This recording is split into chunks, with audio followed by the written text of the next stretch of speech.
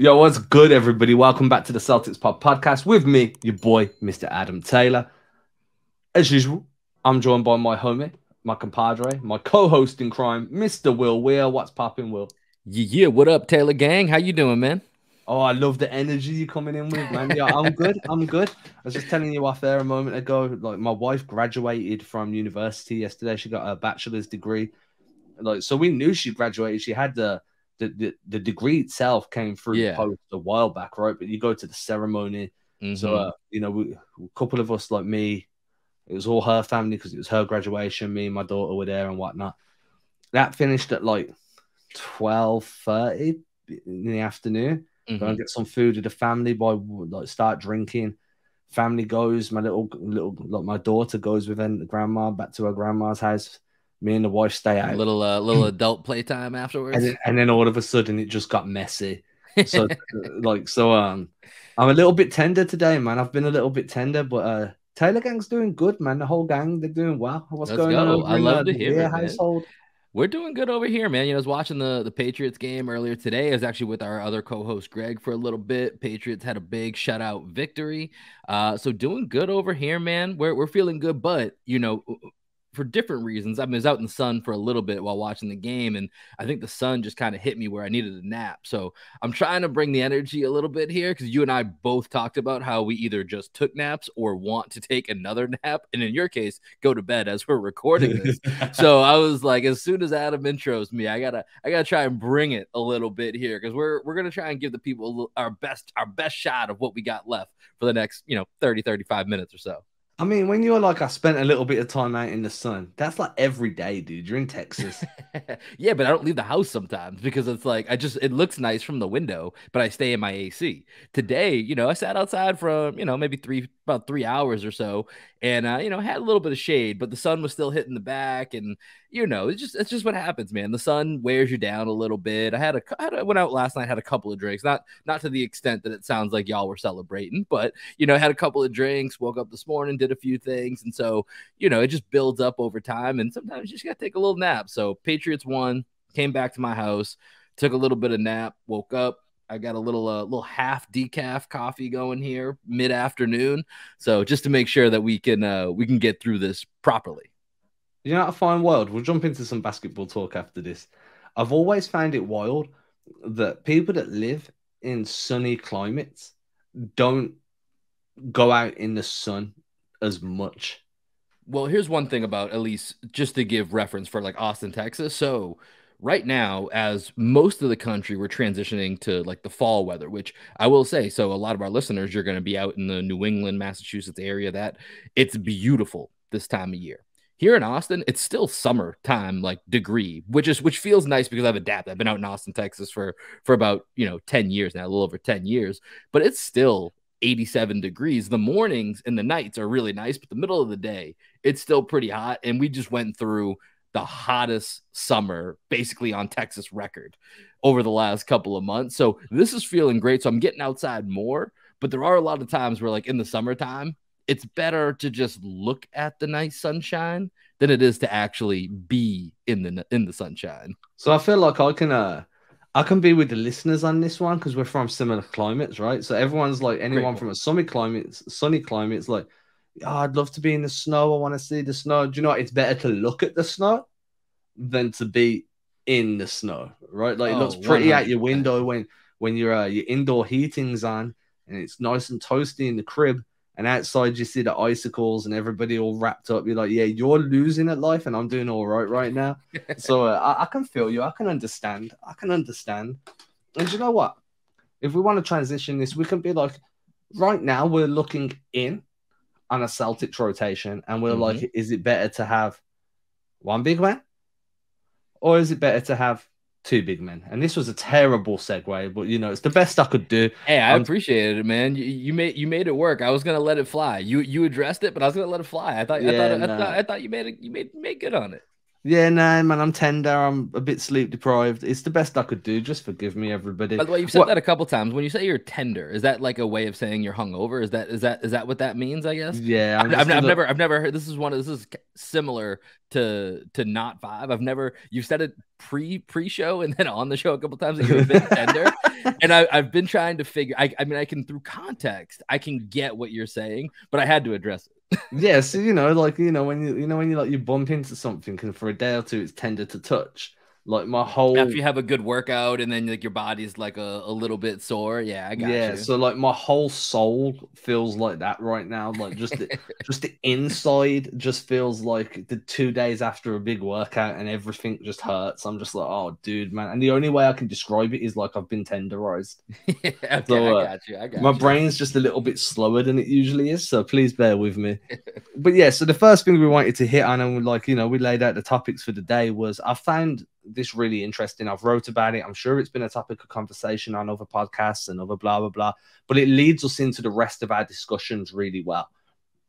And that's whether or not we would prefer Boston to stick with a single big man lineup, or once viable, which means once Robert Williams is back, move back to a double big lineup where you can have Rob and Al back in the rotation together, and you move back to what worked as you made a Mhm. run to the NBA Finals, right? And there's pros and cons of both. I think what we're seeing during preseason right now is the pros to having one big. You've got additional versatility. There's an additional ball handler on the floor. The spacing's better. Your ability to go defense to offense in transition at high pace is just so much more viable because you don't have a second big body to kind of have to wait for them to come up and set screens or to slow the ball movement down so they can go and get themselves situated on the dunker spot or whatever. And the additional ball handling just means there's so much more unpredictability in what you're going to do and how you're going to attack. And it's a modern version of basketball, right? There's not many teams running double big lineups at the moment. And this time last season, we were talking about that in a negative connotation, saying no other teams are running double bigs, yet MA is going back to the 80s and 90s, and it worked, right? Yeah. So there are your pros. Obviously, your cons is you're going to be giving up a little bit of defense because we've seen what Boston's double big lineup can look like when it's like running at full gear. So I think the first thing I definitely want to get your opinion on this is if you had the opportunity now, like say you look at the roster once healthy, would you want them to keep a single big and put Horford off the bench to preserve him a bit more so you have the additional versatility? Or do you want to switch back to, if it ain't broke, don't fix it? Yeah, I think I subscribe to the latter is that if it ain't broke, don't fix it. And that five-man lineup, I don't have the numbers in front of me right now, but their net rating was far and away the best five-man unit in the league. Like that's the major reason for the turnaround is how good that lineup was, right? And that was kind of your bread and butter. I think the one thing that the Celtics really ran into, and this is where anytime a player gets hurt, whether it's Gallo or Rob, you try and find the silver lining, right? And with Gallo, we're seeing, Sam Hauser maybe getting some more playing time. That's a silver lining that maybe wouldn't have happened without that injury. Now, of course, you want to have as many, weapons as possible. So you'd prefer Gallo as healthy, but that's a silver lining. With Rob, I think this added lineup versatility and seeing what this one big lineup looks like is just that. Because I think, the Celtics are in the end game, right? They're in the end game right now. This is all about winning championships. This is all about when it comes down to it and you get to the second round, third round, NBA finals. Do you have the malleability? Do you have the versatility to go with the matchup? Because this is a very much a matchup league. You need stars and you need to get the right matchups. And so I think long term, this is going to provide over these next 2 to 3 months, however long, Rob's out for, this is going to give you time to see, does that five-man lineup work with just one big, whether it's Al or Blake or, maybe even Grant, whatever it might be. You're going to have more opportunities that when the time comes and should it arise against, maybe the Nets get their stuff together. They're going to be a team that's maybe you don't want to run two bigs out. Maybe you do, but you want to have that option in your back pocket when you go up against certain matchups. And so I think going with the one big now could be a long-term blessing in disguise.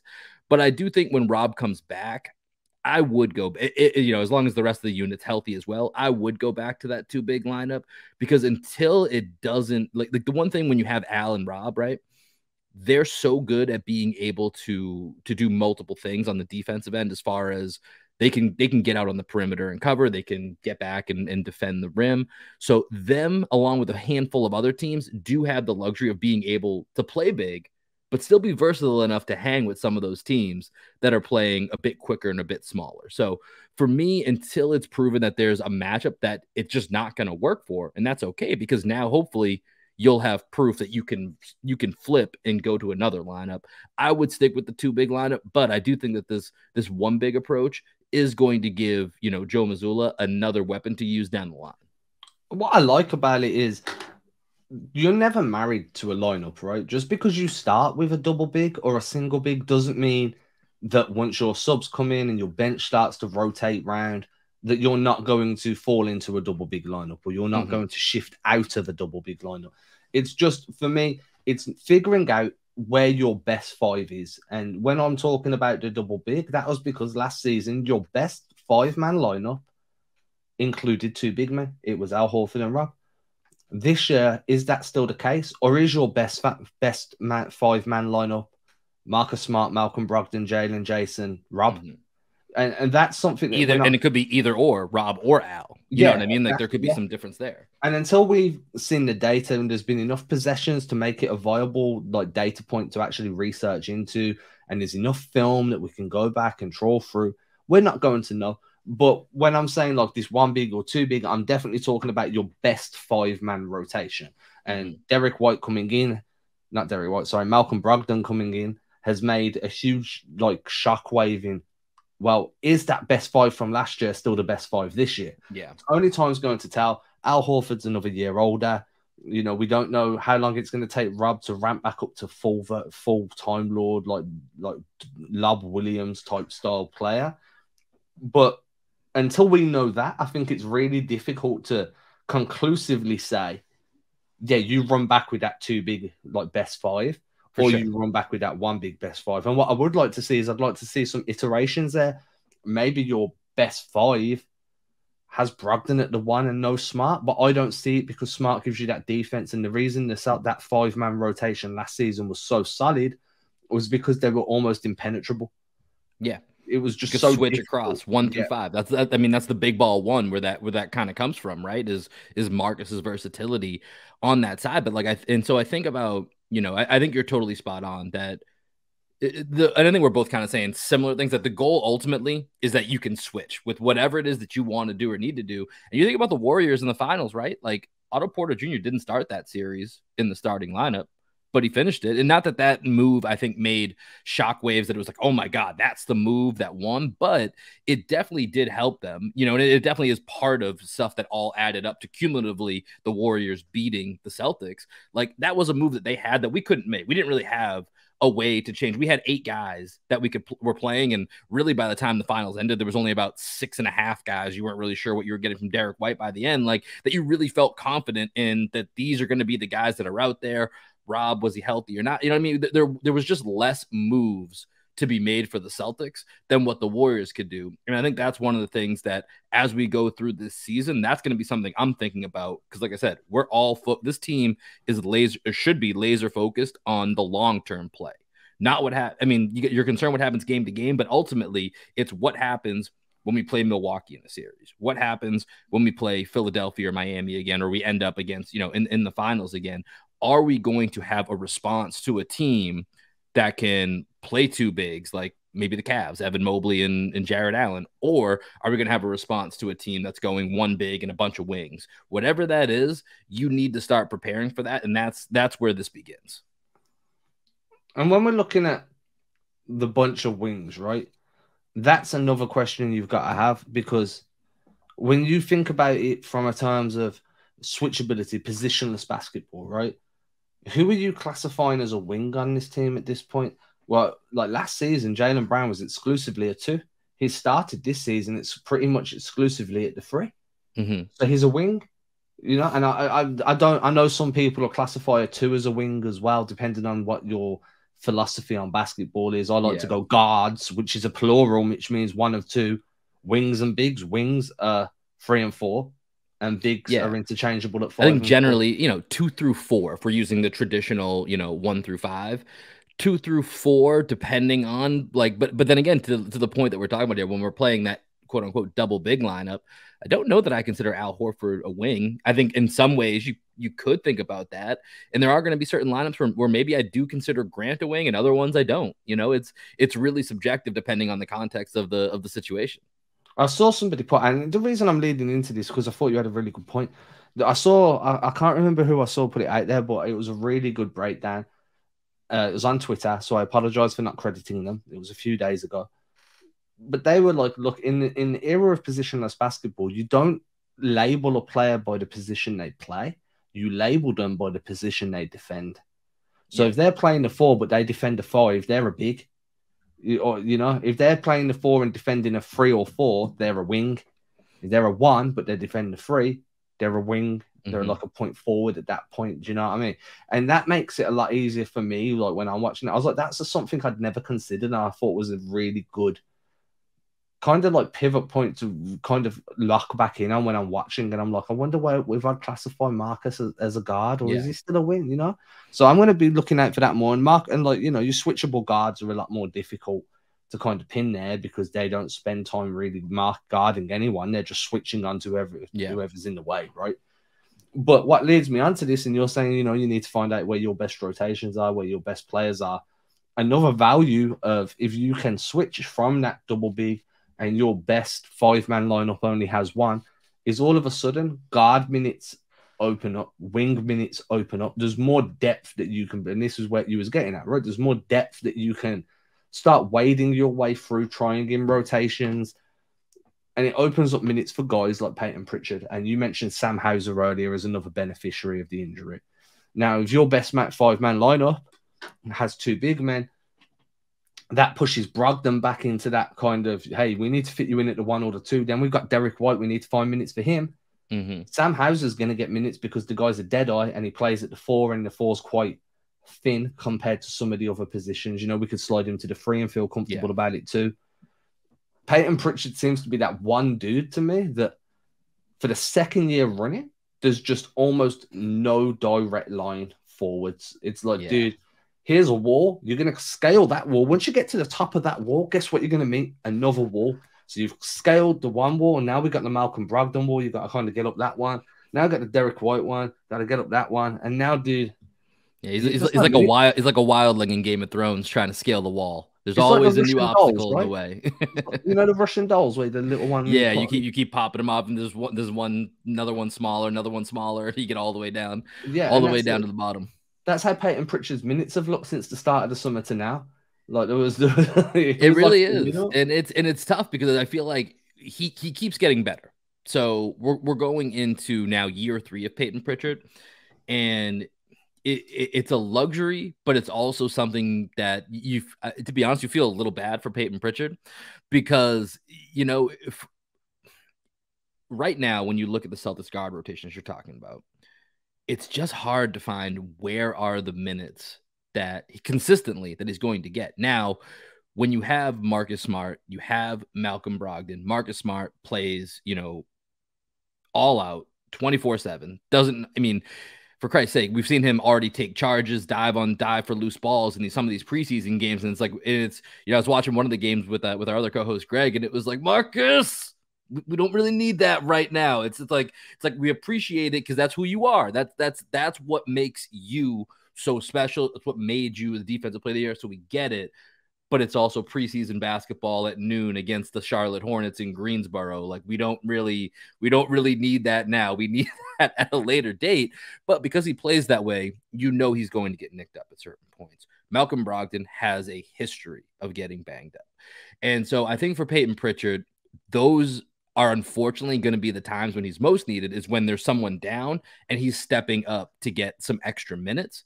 But when the lineup's healthy, that's where it's going to be tough, and he's going to get, and I kind of think back to, and we'll see how Joe Mazzulla handles it, but when you think about the playoffs, I thought it was really interesting the way Ime utilized Payton Pritchard in some of these playoff games, where basically he would send Payton out there for about 5-minute stretches in the first half, and then in the second half, end of the third, beginning of the fourth was primarily the moments that Payton Pritchard got. And it would be one stint each half, and that was kind of his time. I wonder if Missoula kind of replicates something along those lines, because you are going to be able to play Payton Pritchard off of any of these guards that we're talking about. And the wing spot is a little thin with this team, which I think is something we'll talk about a little bit more here in a minute.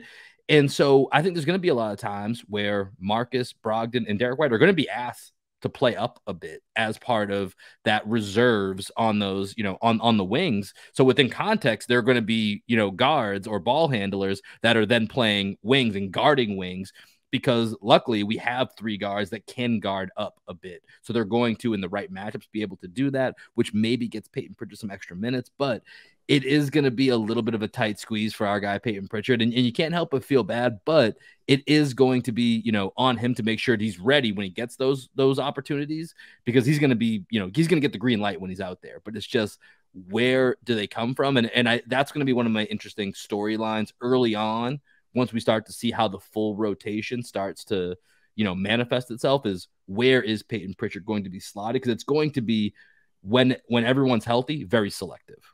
So I always go back to his rookie season under Brad for that. Under Brad, he was almost exclusively a two guard. He was almost always at the two. And that was mainly because, you can play him off ball, get him to catch and shoot. Ime Udoka challenged him last season to become more of an off-ball player in terms of being a small screener on inverted screens, forcing those mismatches, getting the switches, being able to cut and get open for catch and shoot opportunities because of his shooting. And Udoka at the beginning of last season said, Pritchard's a 4-point shooter because he can stretch it out to the imaginary 4-point line. There's always going to be a role for a guy that can handle the rock, push the pace, and score from anywhere. Now, as a single big rotation, single big best five, as you said, you can envision Malcolm Brogdon playing the three for stretches. No, I'm not saying consistently, but for stretches, to allow room for Pritchard to be there. Now, if you're running a best five rotation and things become a little bit more strict, because you've still got to honor minutes for Blake Griffin and Cornet and Hauser, who you definitely want to be giving minutes to, it's a little bit more difficult to start sliding guys up a position consistently, because there's other bigs on the bench and other wings on the bench that need theirs too. You know what I'm saying? So that, and then Pritchard has to suffer there because there's already enough depth at the position he plays that taking minutes away from somebody else that makes impact in their true position doesn't make sense anymore. And that's kind of the downside of sticking with a double big, not because you're going to be playing two bigs all the time, but because there's so much depth at the 4 and the 5 now, especially with Blake. And then, we've got another topic in a minute we'll hit on with Vonleh, but it's just a lot more difficult to be like, hey, we're running two bigs to start the game. So what we're going to do is we're going to take these two bigs out, put another big in who's cold, slide Brogdon in at the 3 to slide. And it's just so much kind of like dance, puppets, dance, Geppetto type Phantom of the Opera, that it could become more of a problem having this much depth than it could be than a blessing. So that single big allows you to be a little bit more like single big best 5 or starting 5 if you'd like, and closing 5, whatever that may be, allows you to be a little bit more diverse there, because now we can be like, hey, we can pull JB out after 4 or 5 minutes and we can slot Brogdon in there. And then with 3 minutes left in the game, we can pull out Derek White if he's the starting two, and we can slot Pritchard in there, and we can, and it's just so much more interchangeable than it would be if you were like, hey, we're running with Al and Cornet to start because Rob's injured, and now we need to try and start mix. It just gets a lot more difficult, in my opinion, just minute management. And one of the things with Pritchard, and so I do hope that, as we start the regular season here in just a week, a little over a week or so, I think he does need to get some type of consistent minutes. And one of the reasons for that, in my opinion, is, and I hate saying this already because I really like Payton Pritchard, but he could be one of your trade assets. And so I think if he's relegated to the bench, you're not going to get to kind of play his value up a little bit. And I'm not saying, I don't think Payton Pritchard is bringing you back anything, crazy. But if you do get to a certain point and you attach a draft pick with Payton Pritchard and you got a little bit of maneuverability to maybe bring in somebody that helps strengthen your wings, if you start to get really confident, like, hey, Brogdon, White, and Marcus, they're going to be healthy. So by the time we get to the postseason, as much as I love having Payton Pritchard, he's just not going to be as valuable to us as maybe a reserve wing that we can package, to go get something. And there's going to be some appeal to Payton Pritchard out there. I mean, like you said, there's always going to be room for a guy that can push the pace, handle the ball, and shoot the ball the way that he does. There's going to be room for him in this league for quite a while in a multitude of ways. So I think making sure that he is, because he's valuable as it is to this roster, but making sure that he has a little bit of a showcase so that you give yourself, kind of some more flexibility as the season goes on. As the team starts to kind of form itself, he could be that trip. Because if you look around the roster, without shaking things up too crazily, he's really the move that you would look to, right? Like, Hauser's on a great deal. If he's hitting, you're definitely not going to be moving him because of the deal that he's going to be on. And then other than that, you'd have to move, guys like White, which is, you could make bigger moves, but that's going to influence. Derek White's going to be most likely, from what we're seeing in the preseason, starting for the regular season. So you're trading a starter now versus Payton Pritchard could be a guy that you're swapping out for different depth. So I do hope that he gets some type of consistent minutes, but that will be definitely something I'm very interested to see how Missoula handles early on. Brian Robb wrote about that on his latest mailbag on Mass Life, saying that if they were going to trade Pritchard, it would have to be part of a package because of how small Pritchard's contract is, right? Yeah. So the most logical way to do it would be to move on from Gallo, and be like, hey, exactly. Gallo and Pritchard, what can we get for this? Is it going to be Pritchard and a pick might be your tax because Gallo has that option, which he's definitely picking up. So you're gonna have to pay a little bit to get off Gallo, but then all of a sudden you're looking at a $10 million player or so once you have Gallo plus Payton, and I don't know. Depending on what the market shapes up as, that could be a very valuable piece to have, and he could be the sweetener that you need to get that done. And like I say, the last thing I'll say is I do think that Pritchard can play a role. I just think that the way the Celtics are currently set up and the questions still kind of hovering around what their best five lineup's going to be, what their starting five and closing five are going to be, because like it or not, your closing five has as much as an impact on how minutes are managed from the start of a game as what your starting five does. Because if you know the X players are your closing five, you're going to make sure you manage their minutes in a way to make sure they're fresh but still warm enough to be impactful. So there is a lot of game management in terms of, hey, I know I want these five at the end, or these are my five that I'd like, and obviously we can change if there's mismatches or things aren't working, but you manage your minutes accordingly due to those kind of preconceived ideas. So Pritchard might find himself really struggling for consistency, and we saw at the start of last season, without that consistency, he's nowhere near as effective as what he was the second half of the season when he had a consistent role. But I think we said what we can say on that. So we're going to go over to an ad break. And then when we come back, we'll hit our final topic of this lovely Monday. Two guys, one roster spot, well, technically two roster spots, but I'm operating on the idea. I know there's two, but there's one. I've more than likely at this time. I think that's what it seems like. Well, I've talked myself into they're going into the season with that 15th spot open. Makes you it just leaves so much opportunity available in the trade market, the buyout market, and whatever. So in my head, there's two players fighting for one spot. I do not see them filling both. Those two players at the moment, Noah Vonleh is probably number one. He's probably head of the pack. I know Jared Weiss wrote about that for The Athletic, saying, Vonleh is probably that dude right now. And then I'd say Justin Jackson, right? Now, my issue with Vonleh here, one, I'm quite low on Vonleh. Yeah, you put up numbers and rebounds against a Hornets team on game 3 of the preseason. Which, by the way, poor Charlotte, man. That Celtics rested half of their main rotation. Rob's already out. And Charlotte mostly played that game to win, like with their guys. And no Gordon Hayward still, of course. But man, I hope Wembanyama likes Charlotte.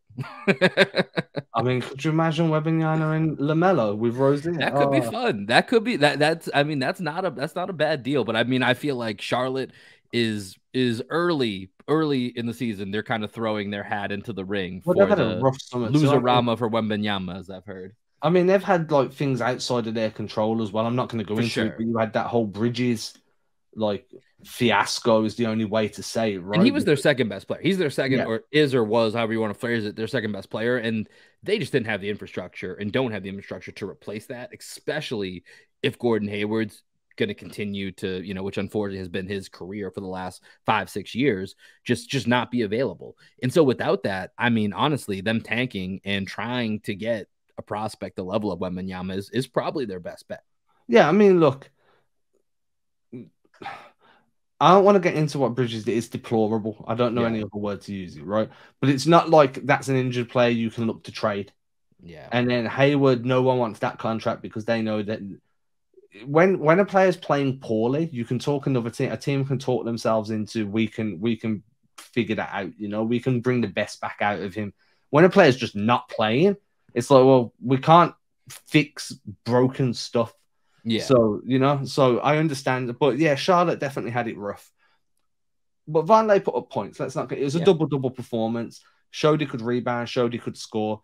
I'm just not convinced, and I try not to overreact to these things. I'm not convinced he's the guy that Boston needs. Because maybe if they didn't go and get Blake, yeah. And I said this on a different podcast, I'm sure we did it. I just said it on one the other last week.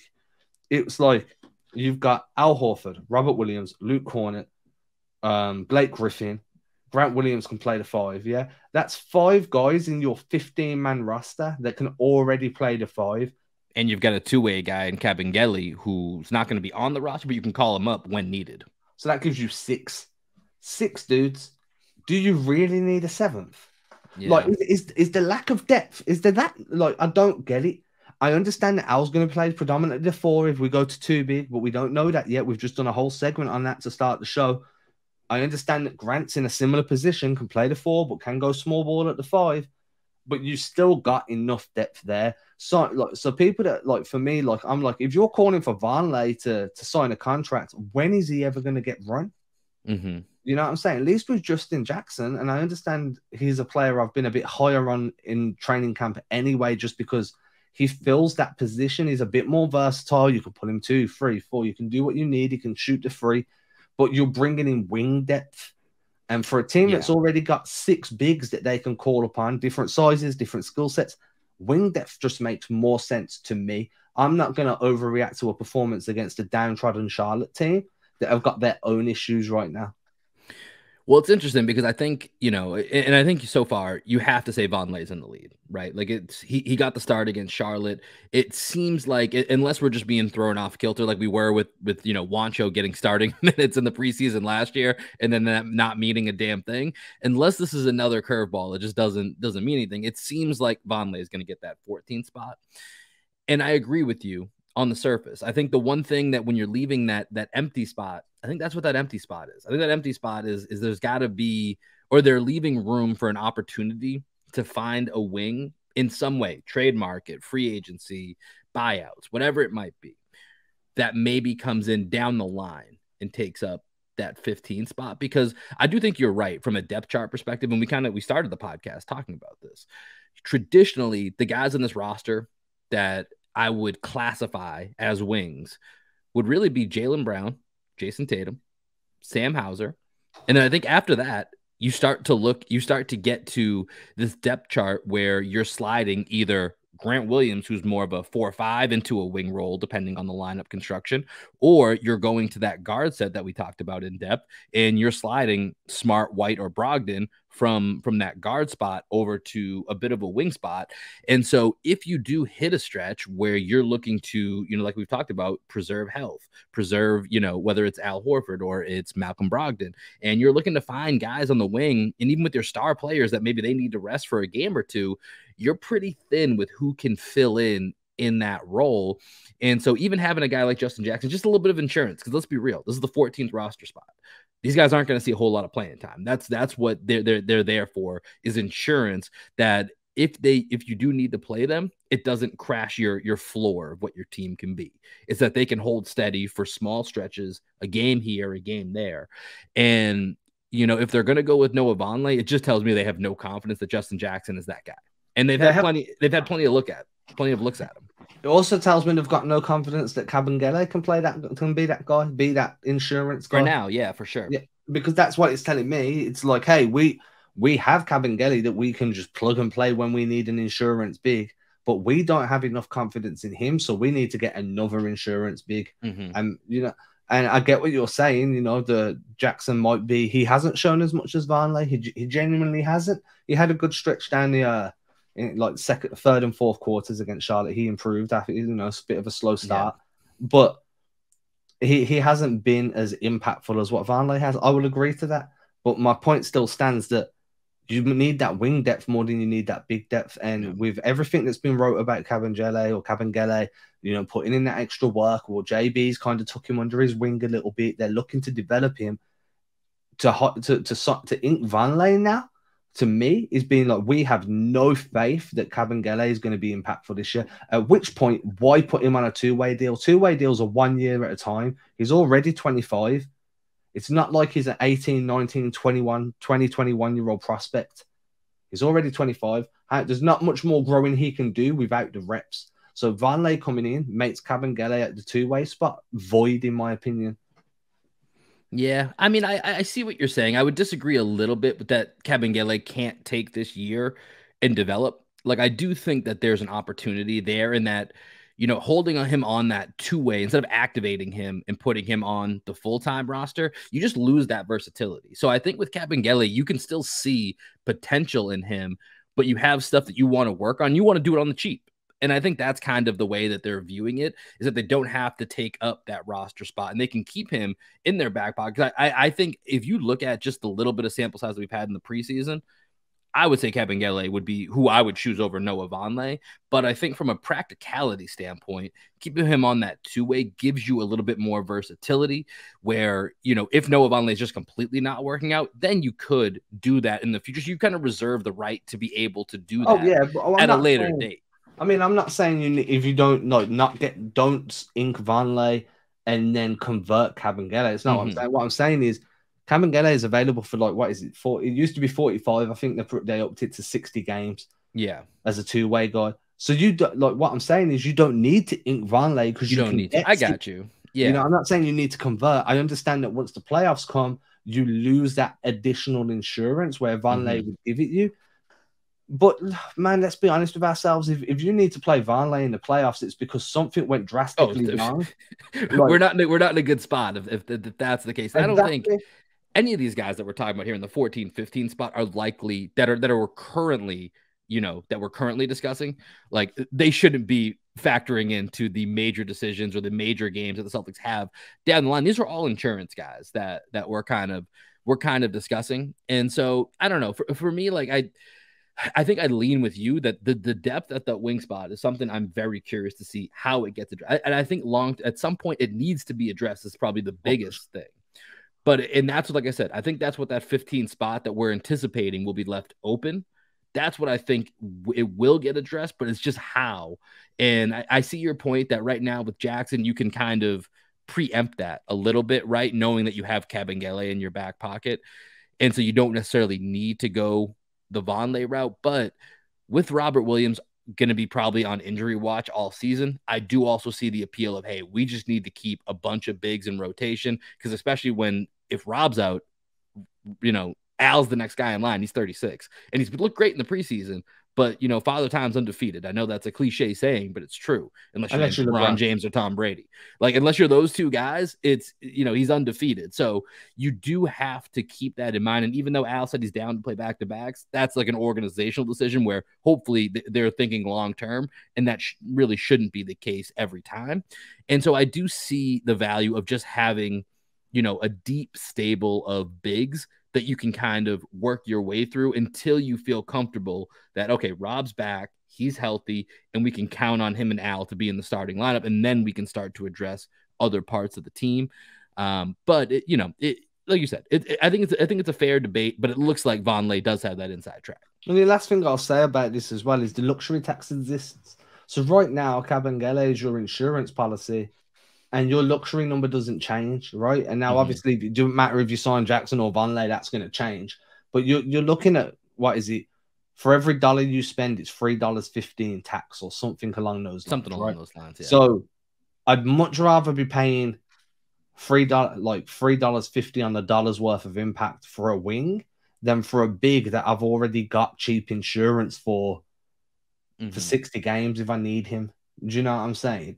But I get what you're saying. You know, big man rotation, you do need that depth, especially with Rob, and Al could always go down at some point, and so could Blake, and Cornet's already missing time with an ankle sprain. They've only just upped his. So there's definitely a complete reasoning behind it. But my issue still stands. Like, that's like 6 or 7 dudes, man, that are big. So like, Oh, for sure, for sure. I mean, here's the thing. I think because the wing spot, you're basically just relying on your top end guys to be able to get you through. That's what they're gambling on. And I think with with the front court, they just don't have that same confidence that those top end guys are going to be healthy and available. And so they feel they need more depth there than they do currently at the wing spot, which you can kind of pull from your big pool, and you can kind of pull from your ball handlers pool to kind of cover up some of those minutes. But long term, they're gonna need to bring in somebody else just as additional depth. So that will be the next move that we'll have to see how Brad Stevens goes about addressing that. And with that, we're going to leave you with this.